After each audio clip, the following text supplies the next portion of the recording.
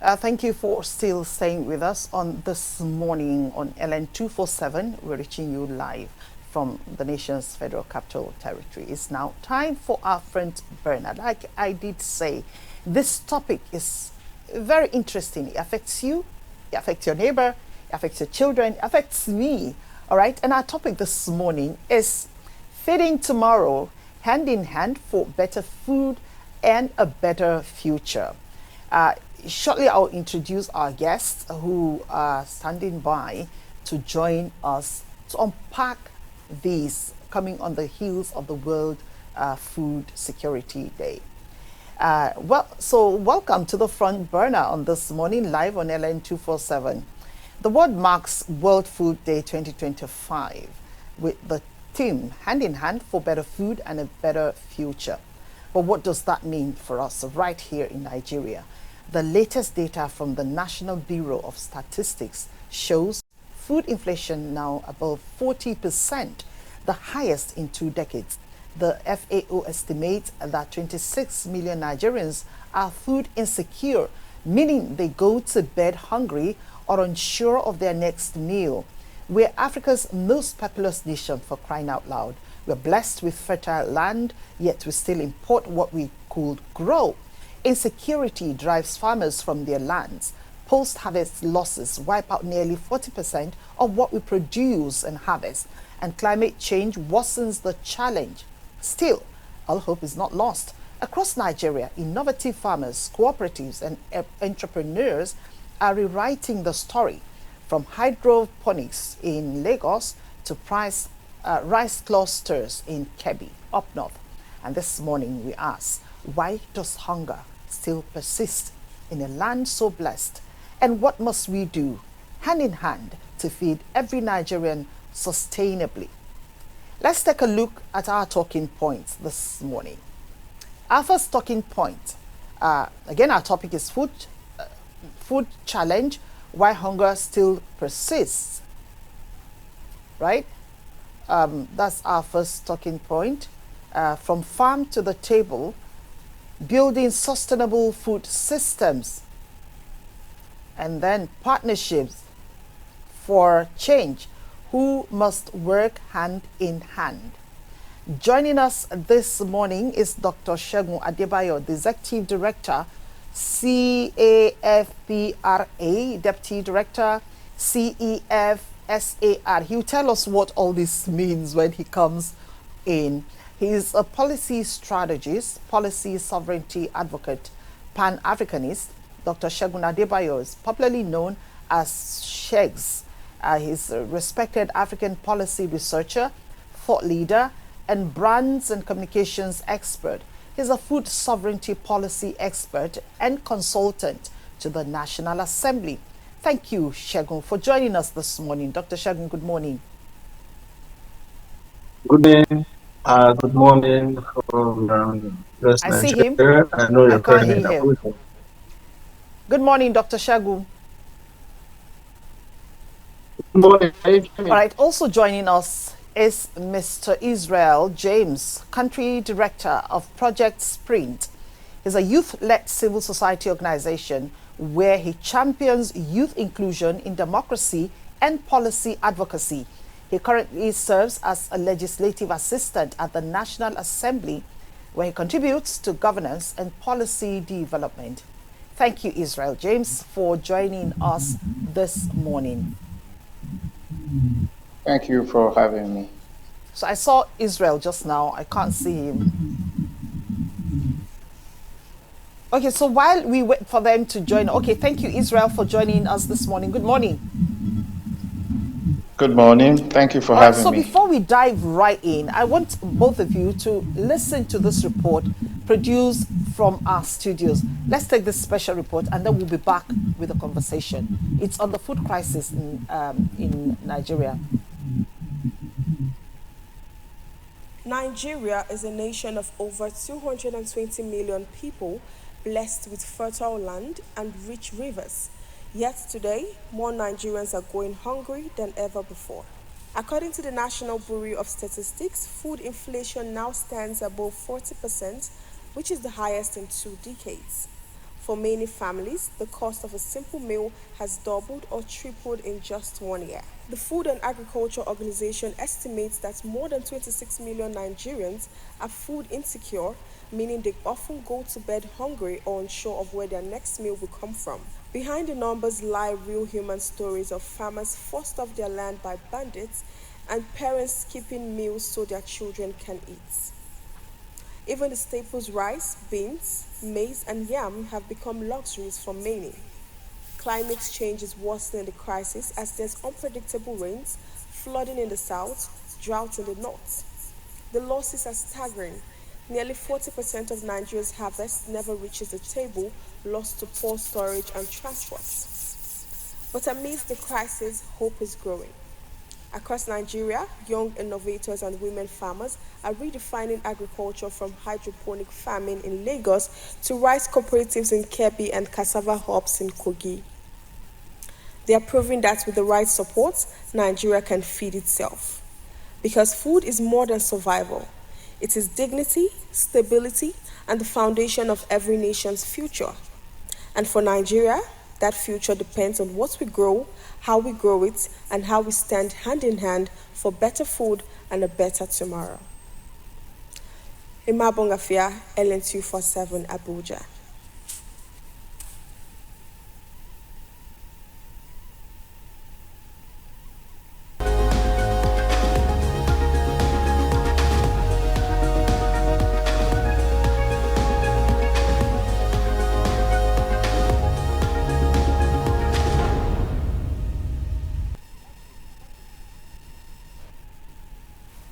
All right.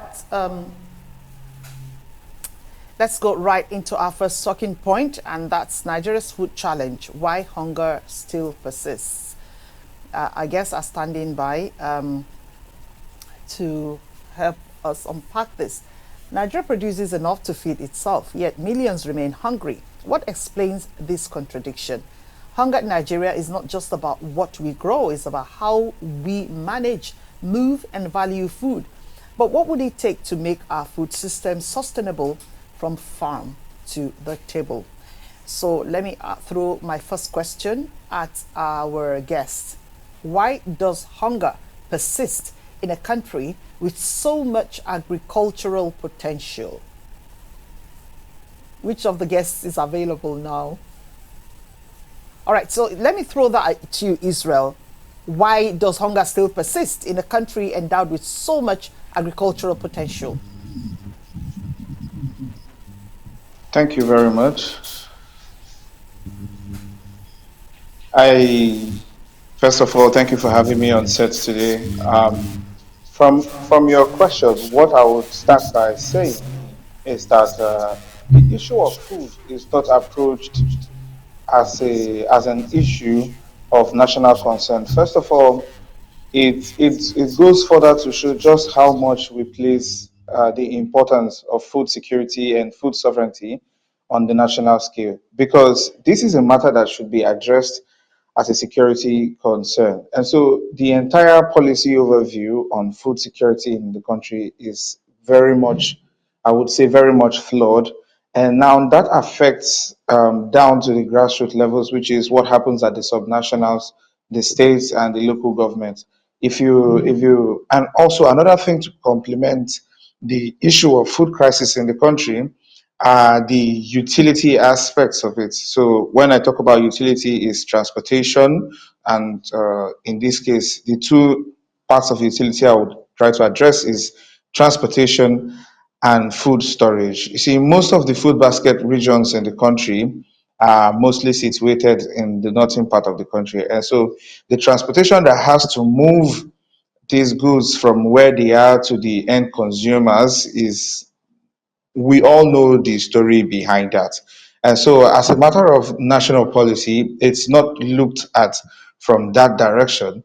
And that puts us in the position where we are right now. And then, if you move further into storage, there has been a drastic decline in federal storage facilities for our food products over the years. Some of them have been privatized and sold, and that goes further to reinforce what I mentioned earlier, that the food security crisis in Nigeria is not being paid attention to as an issue of national concern. And that goes further to show how much dependence we are as a country. This is a matter of national security because the issue of food security crisis can give birth to several other issues around the country, can lead to political instability and all of that.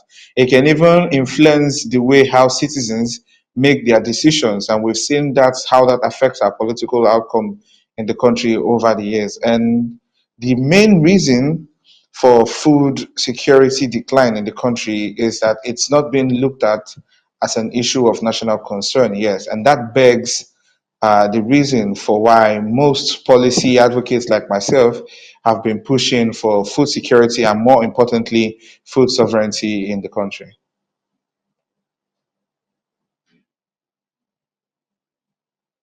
That you've been clamoring for, beyond insecurity and all of that, beyond the issues that we know of, what are the specific policies that have been neglected and that should be brought to the front burner now, to tackle food insecurity? One very good example of those policies that have been neglected is the ratio of extension workers to farmers in the country. It is very, very poor. Now, you might want to ask, what is the role of extension workers to farmers? Now, agriculture is evolving over time. There are new practices and there are also harmful practices that are not sustainable to the soil and the environment, as we know very well. Now, it is the job of extension workers to engage with farmers across the different geopolitical regions and states, local governments, to educate them and hold extension workshop programs with a couple of these farmers to educate them better on sustainable agricultural practices. And then when I earlier this month, sometime this month, when I chaired the World Food Day program at organized by ACFAPON, I made mention of the need to increase the budgetary allocation for specific cases like extension workers. So we need to address scholarship programs or maybe increase the rate at which government pay attention to the amount of extension workers that would be available to help farmers address some of the local concerns when it comes to cultural practices and cultivation techniques that are available to them. So these are the issues that we face every now and then, and extension workers is just one very good example of it. I can also go to it looking at it as an economic outlook also too. As an agriculture economist, we've seen the complete and total decline in food exportation in the country. So because we have overtly depended on imports of foods over the years, it has become very easy for government to not pay attention to how much is happening at local level, state level, and even at national level. So we have depended a lot on imports, and we have decided not to pay attention or include backward integration into our agricultural systems. And so you see, if you follow history or agricultural history, you'll see that as far back as the 1980s, we were one of the largest exporters of agricultural produce. And that was mainly because most of the colonial institutions that understood the input exports from Nigeria, because of our advantage, where we had good arable land and then good access to ports to export to several other countries across the world, those institutions began to face like rapid decline. And then since it wasn't an idea of the federal government, we have seen some of those things become an issue that if you pay visits to some of those old institutions that were more concerned with exporting food produce, you will see that they have either gone obsolete or they are no longer functional at all. Much for that insightful contribution.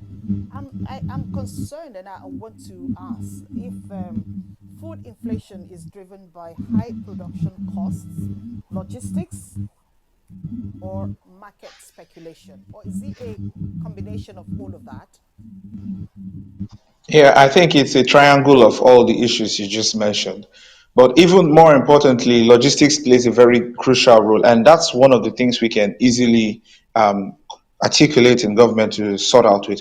If you paid attention to this 7 point agenda of the former president of the Federal Republic, who died shortly before he could actualize some of his goals, President Umaru Musa Yar'Adua, you will see where he made mention of transportation systems and networks that would, help facilitate the movement of goods and services in the country. And then a very good percent of that was that we were supposed to build a robust rail network systems and inland waterways. These are transport systems that could help solve the problem of transport utilities and then make sure that these goods get to the end users. And now also the since the transport the problem of logistics now exists, the market, those that control the market take advantage of that, and then they tend to create an ostentatious amount of markup for this agricultural produce, making it almost not affordable to the end user. And so that is just issue. Those are like these are the connection of the issues, but the root cause could be traced to, first of all, federal government paying attention to the transportation net that aids the transportation of foods, goods and services from the point of production to where consumers need it, so that we don't have these middlemen creating an issue for the Federal Republic and for all the citizens in the country who need these products for consumption as well. How much does post harvest loss contribute to food scarcity, and how can we fix this problem? Well, if we want to pay attention to how much post-harvest loss has cost us as a country, that would be a very shameful statistic to present on air. But we have to also understand that as a matter of urgency, we need to pay attention to value addition across various agricultural produce that is made available for us, which takes us back to our over dependence on imported produce. So we need to do a scale of preference and see how what does it cost us exactly to you know put in a lot of investment into value to independent processed foods. And then we need to also shift our focus, the consumer focus, to locally sourced produce. Now, I'll give you an instance which is not necessarily about food production. Cash crop that the federal government put to recently, you look at the share butter policy as enacted by the President of the Federal Republic. We no longer export share seeds. Now, originally, before now, we were exporting those raw materials out of the country. Now, with the need, share seeds and then butter here locally, that will now call for all these uh, manufacturing companies and food processing industries now to take off the burden of storage facilities and also post-harvest losses,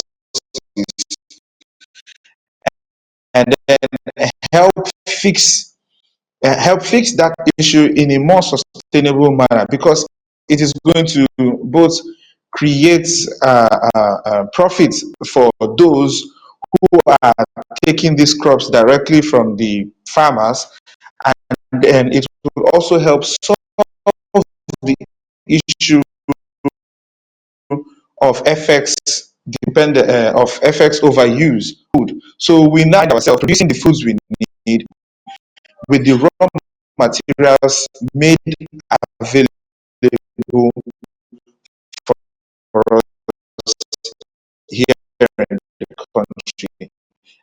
And that is just the approach that I want. Bouncing him off now and here and there, we can. Okay, so Dr. Adebayo is here with us. I'm sure you've been listening to the conversation, haven't you? Good morning, Dr. Adebayo. How are you? Yeah, following the conversation.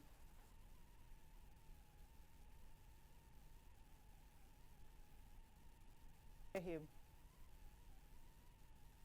Food security in Nigeria, post-harvest losses, and what have you. And it's quite interesting that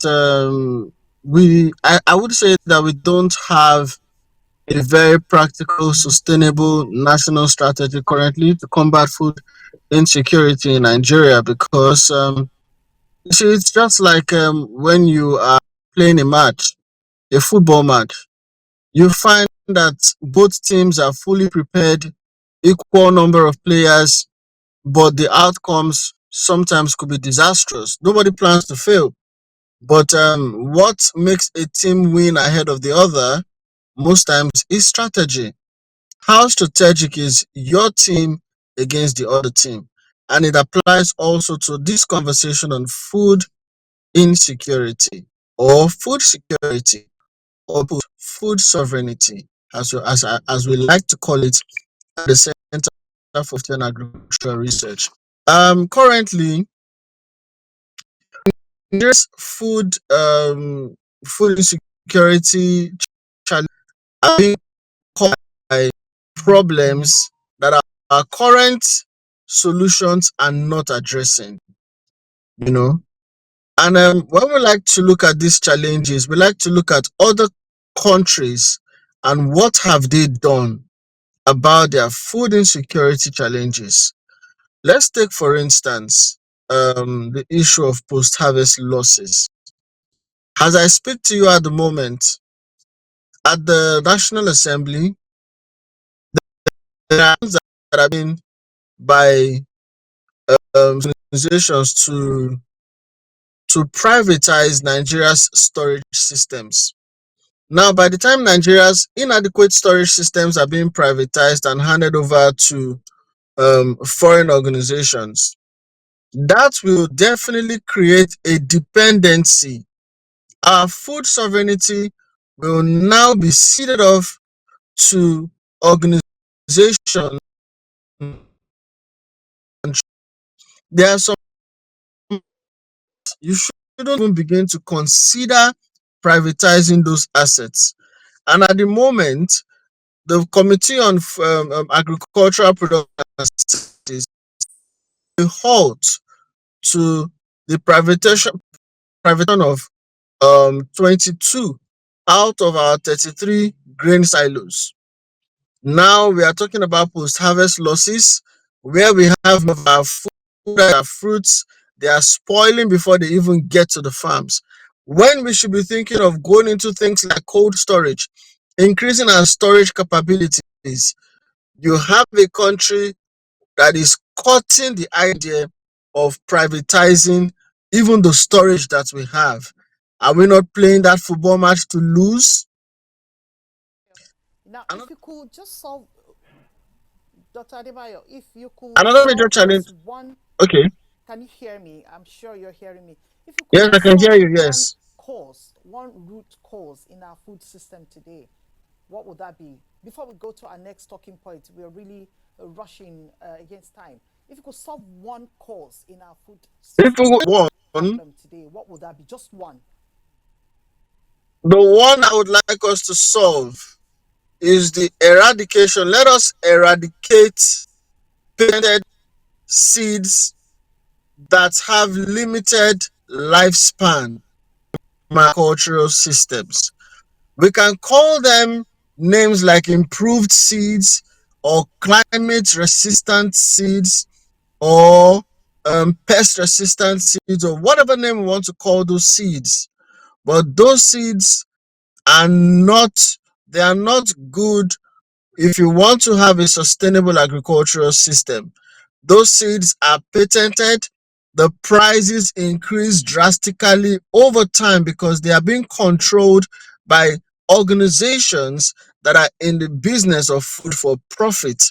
And they are also majorly capitalists. These organizations have succeeded in capturing food systems around the world. And then they come to Africa, they come to Nigeria, and under the guise of helping us solve our food security challenges, they begin to replace our natural, organic, regenerative seeds with GMOs. patented.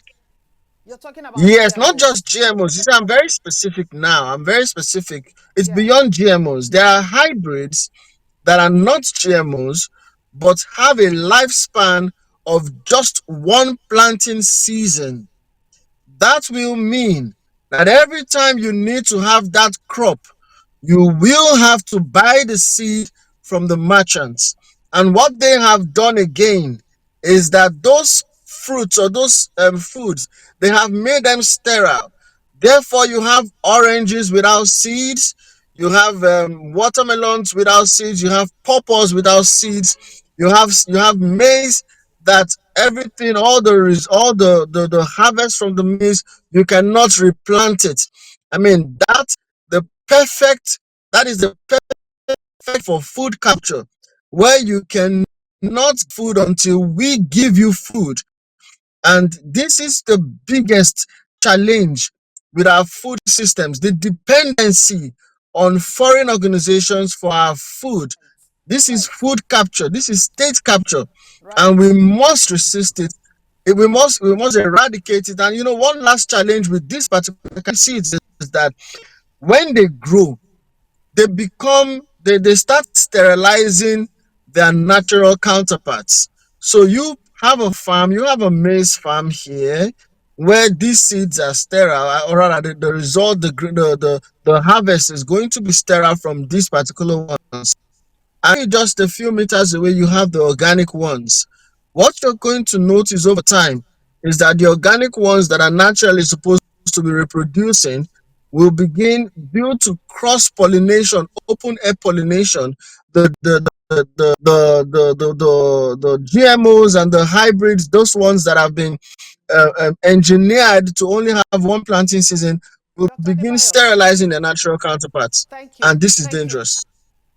We'll talk about GMOs in the course of this show. We can't talk about food security, food insecurity without delving into this topic. But hey, we're going to create a whole show, right, on GMOs, and then we'll probably bring you back so we talk about it extensively, right?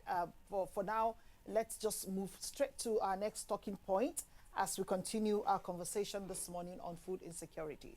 Our second talking point this morning is from the farm to the table. That's building sustainable food systems. The World Food Day theme speaks of better food, meaning not just quantity, but nutrition, quality, and sustainability. Sustainability isn't just about crops, it's about commitment. And to make progress, we need all hands, government, businesses, citizens working together. So, what does a sustainable food system look like in Nigeria? I don't know if our polls are ready. Do we have them now? No. Okay, not yet. So let me go right to our.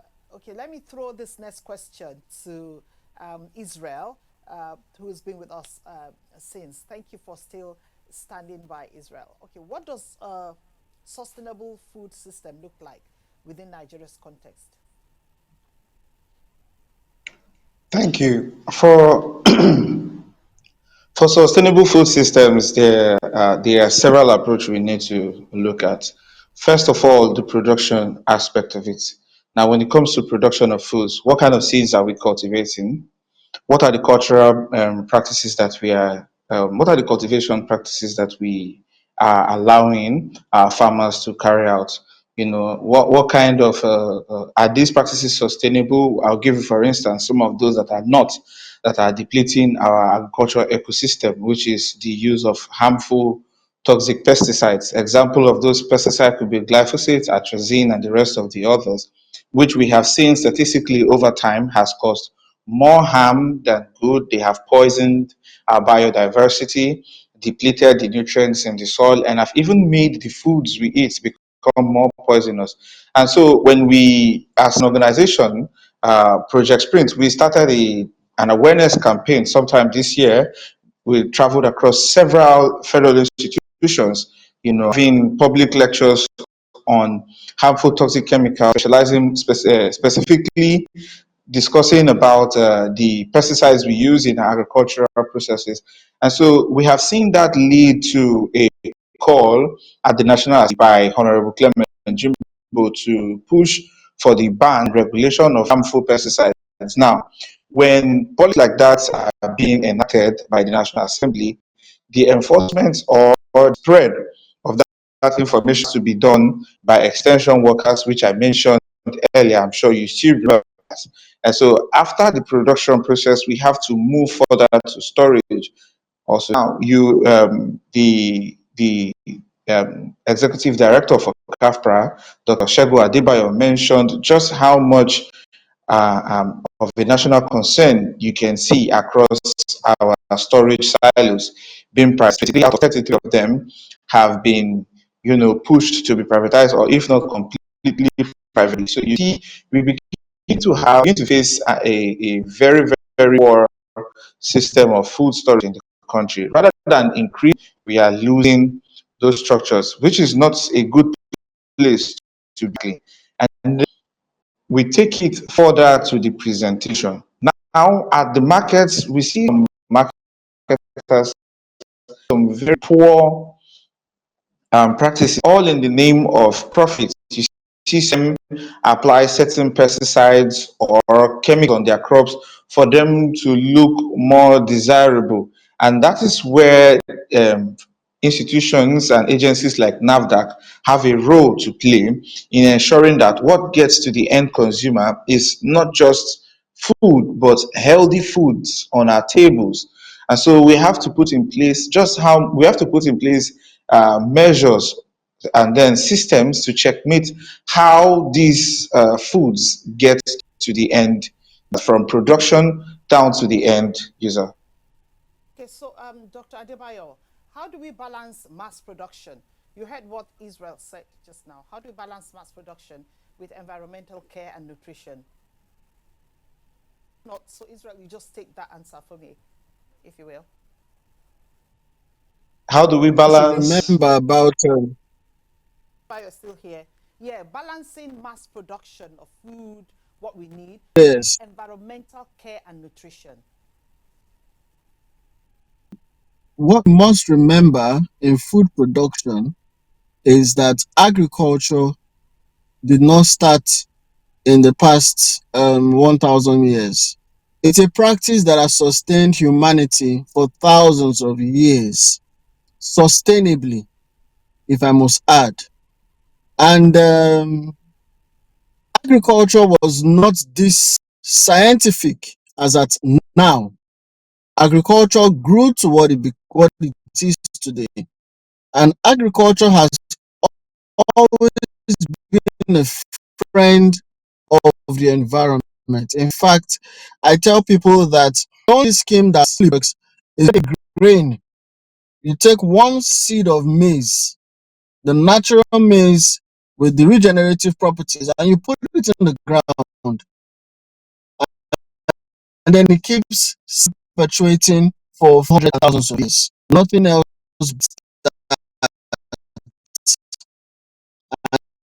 That is God's design for food, and agriculture is that different of culture. We call them the good practices, the good agricultural practices, gaps. And this is where you practice things like cover cropping, you practice integrated pest management, where you use natural repellents to pests instead of using harmful, toxic chemicals, where you practice crop rotation, where you spend, you of course these are basic that we learned in agric science when we were in primary school and secondary school. You know, that method of agriculture that was without the use of toxic pesticides and what you have today, you know, that method of agriculture always been very eco-friendly, has been always been a friendly environment. And what we have today, where we have farmers using toxic, harmful pesticides for their weed control and pest control, and also very toxic fertilizers. They have led to destroying our agricultural landscape. Take, for instance, the very popular issue that happened in Nigeria with the ginger. We used to be the highest one of the highest producers of ginger in Africa, third largest producers of ginger in the world. And then suddenly, with promises of inputs that would help improve our ginger farming, and then our farmers were hoodwinked, and they got inputs. They got these inputs from foreign organizations.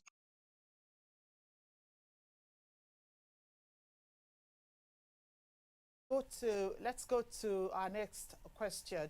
And I'd like to ask Israel this question. Before we take our polls, we've harvested results from the social media, and then we'll take that up after this question. Israel, how can we support young people and women leading innovations in agri-tech? You know, they're taking the lead now. If I mean, if you've been following what's been happening, women have formed cooperatives, big time farmers, and then the young people are also going back to, you know, high tech, innovative farming. How can we support them? Briefly, please.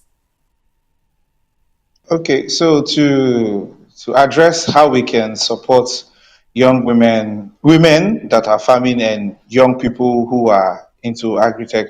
So we first look at the aspect of the women. We have to inculcate, and that's where I made mention of extension workers. We have to inculcate and as much as possible drive the need for cooperative farming. You see, that is the kind of agriculture that can now give rise to the support of agri-technology. I'll give you, for example, say I run a small plot, a small farm plot, less than half a plot size, maybe a 50 by 50 square meter.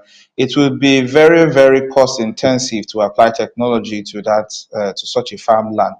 But if we come together to work as a cooperative, you know, and then we are being taught on the advantage and the importance of collective farming, that would make it even better and easier for technology to play a role in our production processes. But if you are still farming at subsistent level, which is less than a plot or 10 plots, and you want to, you know, apply technological advantage to it, which you call smart technology, the cost of using those things on your plot of land would be definitely more expensive. I'll give you an instance to what is happening in some countries in the world.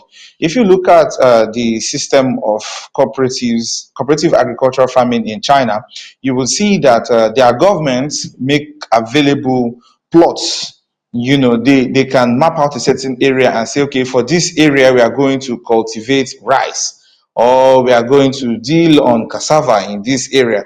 And so they are going to see how to, you know, bring in people to take advantage of each of those plots. Now, with that area being mapped out for agriculture, you can see now it's easy to apply agriculture technology in those places, because it's not just going to be done in a single plot and then the technology will now have to be transported or moved to another plot to be done. It is now addressed holistically, generally, and then it reduces the cost of adopting these technological practices. So as a government, as federal government, as state government, as local government, we should look at, you know, exploring the opportunities of setting up strategic agricultural plots where the government can allocate some portions of land, maybe hundreds of thousands of acres, and then call on people to take on small plots where they can now farm collectively, so that it could lead to the adoption of these technologies. Mind you, a lot of them are very, very expensive. So that I think is the way government can support. Brilliant, brilliant, Israel. Okay, so before I take the poll, let me just ask you this one. Should we also focus on changing what we eat, not just how we produce what we eat? Is that also part of, you know, securing what we're talking about here? I have a very funny way to answer that. I was on social media one time, and then I saw a post where somebody said, "If it is not fake life, why are you eating pizza? What happened to Okpa?" I don't know if you understand what I'm trying to say. You know, these are foods that are not that are not, would I say, native to us. Do you understand? These are foods that, as a result of the content we consume daily, they become fashionable to, consume some of these foods, leaving the very natural okpa in this case to, I don't know to who they are leaving it for. But me, if you bring a very hot one, I would really appreciate it. And so we have to pay attention to the kind of foods we consume, and try to culture to what is really available to us. Because, mind you, a couple of what is being dumped on us are genetically modified crops. These are crops that were cultivated mainly for their animals and stuff. And since there is surplus of it, they use it to negotiate on the international scheme for either forex exchange or for certain leverage above some countries. And so we are now victim of what we call food dumping. And so instead of us going back to having our cocoyam and swallow, our yam, our potatoes, and some of those crops that are readily available to us, we now depend hugely on what we see to be very fashionable. And that also plays a very huge role in the quality of food we consume. Excellent. So we should focus also, when we talk about food security, focus also on what we eat. Let's quickly take the poll and see what the reaction is from social media. Can we pull that up? So we take that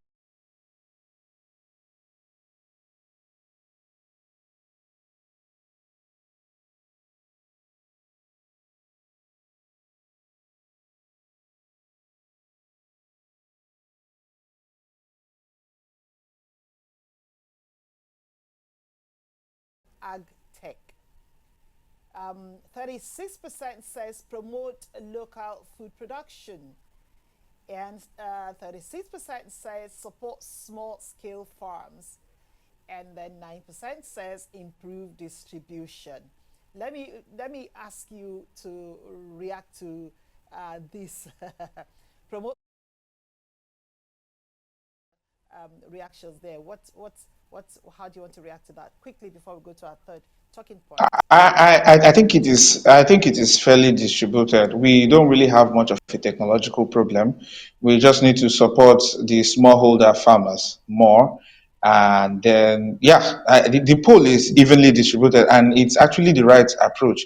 So, but maybe they would have taken a lot of the percentage from the tech and put it into distribution, because we have a distribution crisis in the country as we currently can see. If you try to travel from the south to the north, or travel from the west to the east, you would see just how much our infrastructure is not supporting food distribution as we think it does. But it's very, very poor, and it calls for it's an issue of national concern and should be treated as such.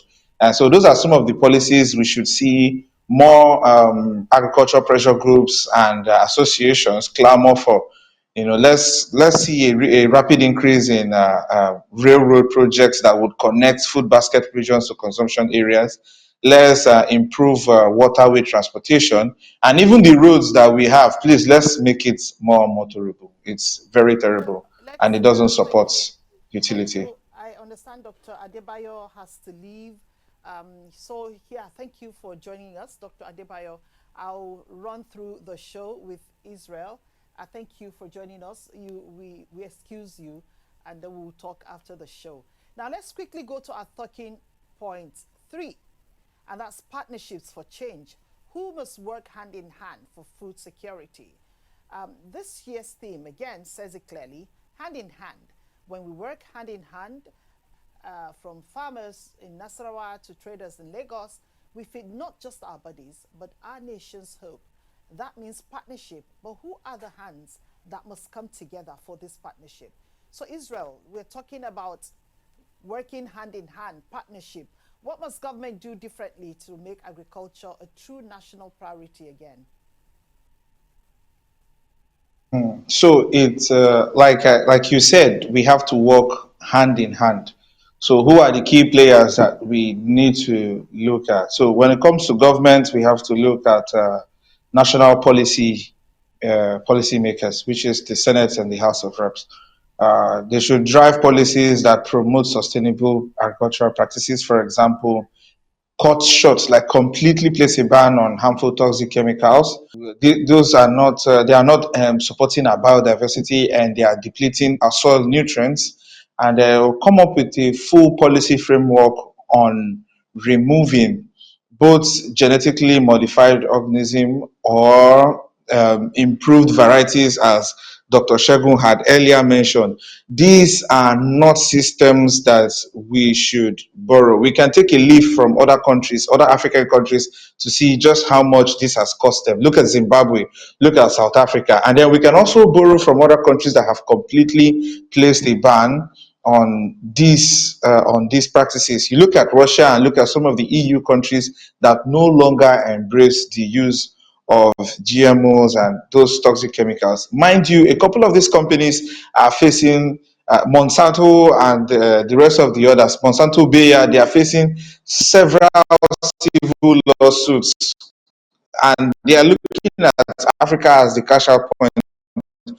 So that's why they are extending their markets to us, and they are penetrating our policy frameworks to try to see how to make it something that we must embrace. And that is the role of government in this case. So now when it comes to our level, at the state level, government, since land as a policy is not discussed, it's not exclusive, it is conclusive. It means it can be discussed at the State House of Assembly. Land programs like allocating farm plots, large farm plots for produce that are to soil capacity of it.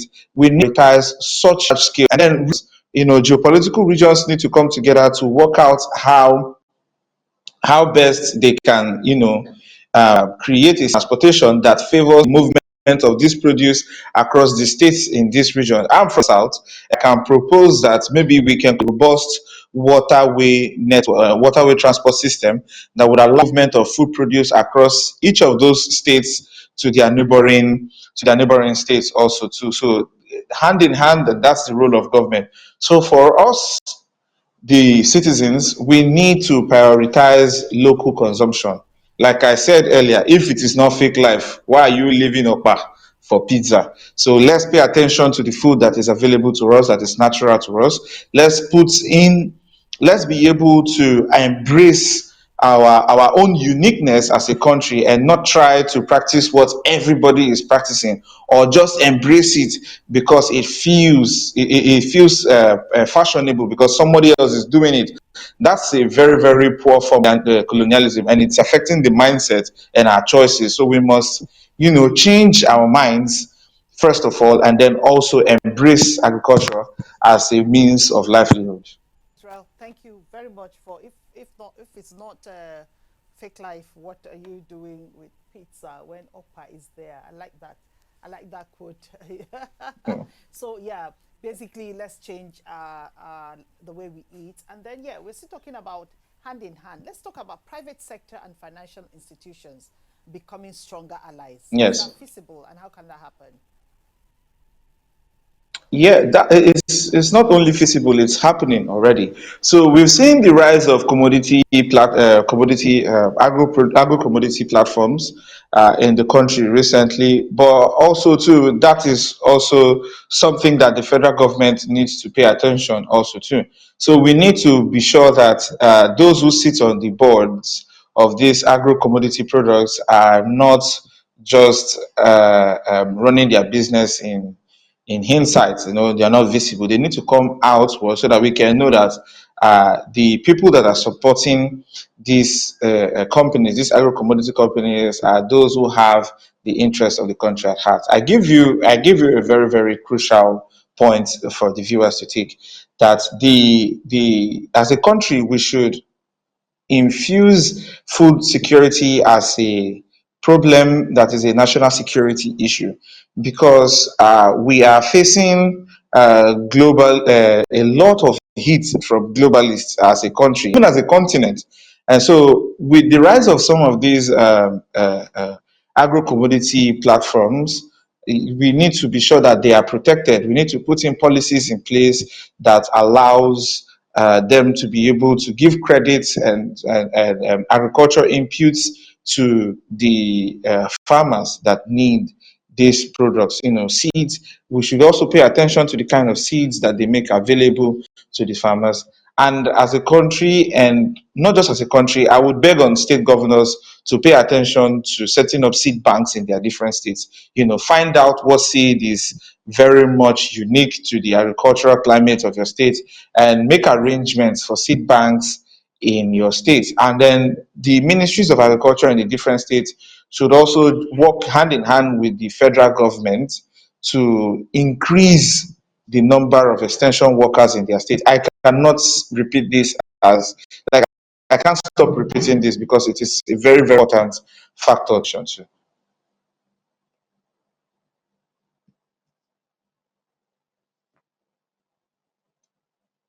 Successful models from non-governmental organizations or international agencies that we can localize?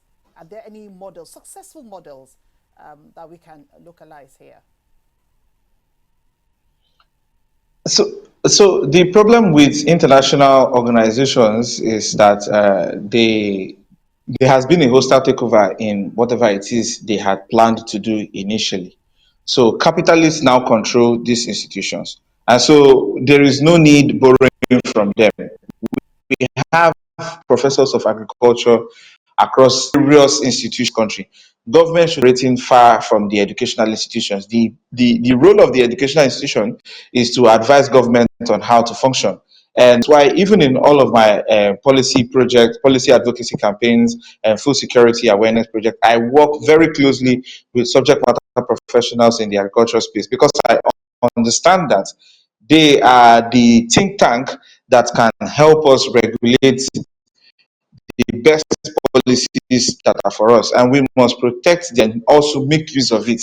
A lot of them have been taken over by capitalist institutions and some very, very, very, very terrible globalists. I would like to call names, but I think we'll save that conversation for another day. So, if you look at institutions like the World Bank, the UNESCO and the rest of the others, check how much of their funding, try to track their funding paper trail and see who have been funding policies and who have been training some of the persons that are spearheading the policy conversation in those institutions. You will see that they are mostly globalists and people who believe that the world population is too much and we should be looking at reducing global population. So I don't think we should be borrowing anything from the international community. We need to look inwards and focus on what works for us. What works for Nigeria might not work for China, might not work for the Netherlands, might not work for the UK, might not even work for the Americas. And so we need to look inwards into ourselves and see, and make use of the people we call subject matter professionals in the country. You understand, to give us the policy that would drive us forward. Right, I do agree with you on that point. Let's localize, domesticate our own stuff. Let's look for what works for Yes. us and then domesticate it. I quite agree with you on Yes. that. As we attempt to wrap up, Israel, how can individuals contribute by reducing food waste or supporting local produce? And then maybe I asked you two in one question, so you can wrap up maybe in 2 minutes. So we're looking at How can reducing food waste, individuals supporting local produce, and finally, what's your message to Nigerians and policymakers after the World Food Day? Well, I think the attitude towards food waste would be that, well, I don't think it's very, very much possible for individuals to play a huge role. I think it's more of a government approach than individual approach. So, because the individual is always going to produce, but the government has to put in place structures and systems for either corporations or institutions to offtake from them. So now, if you the only way the individual can reduce food by reducing production, and that's not what we want to be as a country. As a matter of fact, we want to look at having some. Now, another way that can be sorted out is by paying attention to how we can use this food waste as a means of producing feed for our livestock. Now, that is another aspect that can be used to address food waste. And so I think that's the direction we should be looking at as a country. And to further address, to buttress or to round up my point, I would say that both the government and the people need to work hand in hand. And speaking of the government, there's a lot of pressure on the federal government and very little at state level. Meanwhile, the bulk of the work falls on the table of the State House of Assemblies, and the governors themselves. They need to come up with a policy framework and a direction to own their own agricultural systems. I'll give you an example. Sikkim, as a state in India, took advantage of organic farming, and they are the largest, currently the states with the largest exports of organic food. And they've used that to turn around their economy as a state. The Sikkim is not even a brand. When you see Sikkim, you now look at organic, what you see is organic food. And then these organic foods are actually even more expensive in the global markets than the genetically modified whatever that is being enforced on us. So Thank you. state governments should take advantage of this and then make their states the largest exporters of good foods and then help the country to chart a path going forward. Thank you very much, Israel. We've been speaking with Israel. Um, Israel James is a country director of Project Sprint, a youth led civil society organization where he champions youth inclusion in democracy and policy advocacy. He currently serves as a legislative assistant at the National Assembly, where he contributes to governance and policy development. We've also had Dr. Adebayo earlier. He had to leave. But I want to thank you, gentlemen, for, yeah, that's Dr. Adebayo on your screen there, for joining us on the front burner this morning as we commemorate the World Food Day and all the angles we've unpacked this morning. Thank you very much. We'll call on you again. We still need to keep this conversation going, especially the GMO that you guys touched on. We'll create a special program and then bring you back and then we'll talk about that.